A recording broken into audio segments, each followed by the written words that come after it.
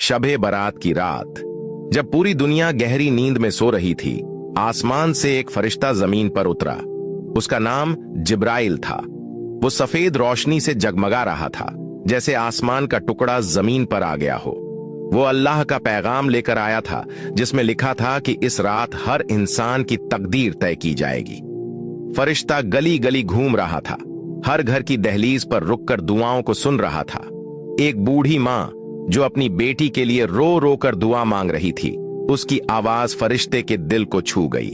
उसने आसमान की ओर देखा और फरियाद की कि इस मां की बेटी के नसीब में खुशियां लिख दी जाएं। उसी रात एक गरीब बच्चा जो भूखा सो गया था, उसकी झोपड़ी में फरिश्ते ने कदम रखा और उसकी झोली में बरकत भर दी।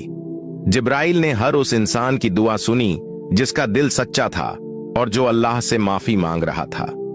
वो रात सिर्फ रोशनी और दुआओं की रात।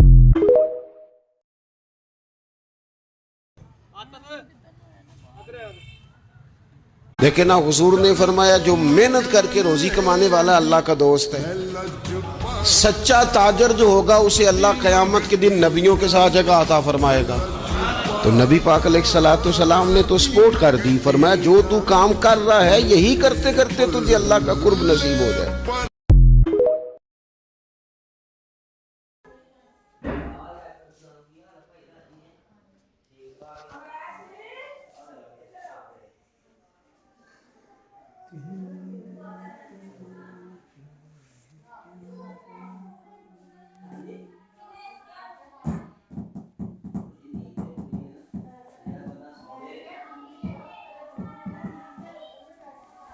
देखिए जरा व्हाट्सएप।